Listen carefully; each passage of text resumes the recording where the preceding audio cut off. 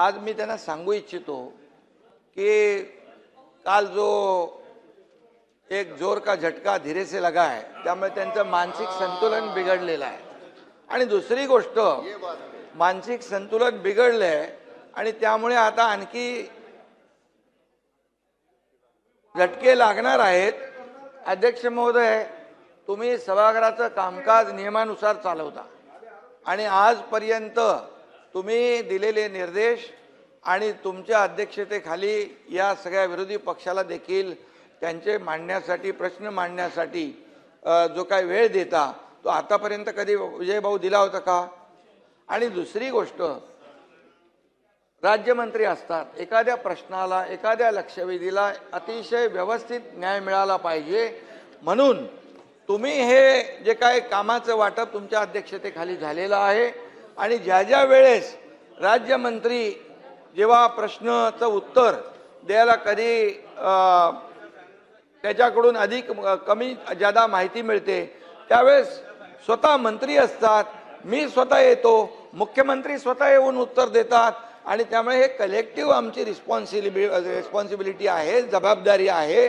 त्यामुळे काय आहे, आता काय झालंय, त्यांच्याकडे मुद्दे नाही आहे, ते डेस्परेट झालेले आहेत, फ्रस्ट्रेट झालेले आहेत आणि आता त्यांचं मानसिक संतुलन बिघडलेलं आहे।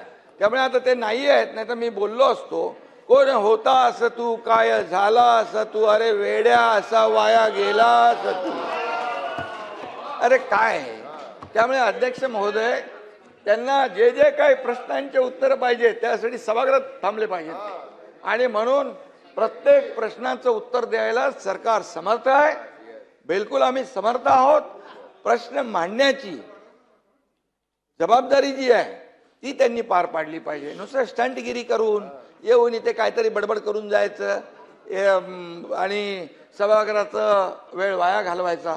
आणि म्हणून मी आपल्याला सांगतो, विजय भाऊ तुम्ही समजदार आहे, ते जयंतराव, नाना भाऊ, ते तुम्ही बी त्यांच्या नादाला लागले, काय पोराटोरांच्या नादाला लागतात तुम्ही, असं काय। त्यामुळे अध्यक्ष महोदय, पूर्णपणे या ठिकाणी सभागृहामध्ये विरोधी पक्ष जे जे काही या शेतकऱ्यांचे प्रश्न मांडा, या महाराष्ट्रातल्या जनतेचे प्रश्न मांडा, जिथे शेतकऱ्यांच्या अडचणी आहेत ते प्रश्न मांडा, त्याला उत्तर द्यायला आम्ही लोक खंबीर आहोत, सरकार खंबीर आहे। प्रत्येक याला पैसे शेतकऱ्यांना आतापर्यंत, नाना भाऊ, आतापर्यंतच्या इतिहासामध्ये, मी 2.5 वर्ष मुख्यमंत्री होतो, आता देवेंद्रजी काम करता, आतापर्यंतच्या इतिहासात 45,000 कोटी रुपये शेतकऱ्यांना देण्याचं काम केलंय।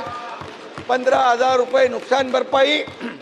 त्यानंतर तुम्हाला सांगतो, पहिलं तुमच्या काळामध्ये NDRFच्या निकषाने पैसे देत होते, आम्ही NDRFच्या दुप्पट केलं, 2 हेक्टरचं 3 हेक्टर केलं, सततच्या पावसाचं नुकसान मिळत नव्हतं ते दिलं। अरे बाबा, गोगलगाईनी केलेलं नुकसान पण मिळत नव्हतं तेही चालू केलं आम्ही।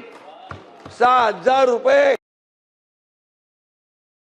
प्रधानमंत्री मोदीजी देतात, 6,000 आपण चालू केले महायुती सरकारने, हे लक्षात ठेवा ना तुम्ही। आणि त्यामुळे काही पैसे नाही दिले, काहीतरी शेतकऱ्यांवर अन्याय केला, हे खोटं नाटक चालणार नाही। महाराष्ट्रातल्या जनतेने दाखवून दिलेलं आहे, जागा तुमची, तुम्हाला बोलत नाही, जागा दाखवून दिलेली आहे। आता ही एकदम अशी होत चालली आहे, अगदी इकडे आता इकडे बाहेर पडतील तिकडे। आणि त्यामुळे मी आपल्याला सांगतो, अध्यक्ष महोदयांचा निर्णय अंतिम असतो। अध्यक्ष महोदयांचा निर्णय चुकीचा, अरे तुम्हाला काय बोलायचा अधिकार आहे? महाराष्ट्रातील सर्व बातम्यांचे विश्वासार्ह व्यासपीठ, सकाळच्या सर्व सोशल मीडिया प्लॅटफॉर्मला लाईक, फॉलो आणि सबस्क्राईब करा। तसंच सर्व नोटिफिकेशनसाठी बेल आयकॉन प्रेस करायला विसरू नका।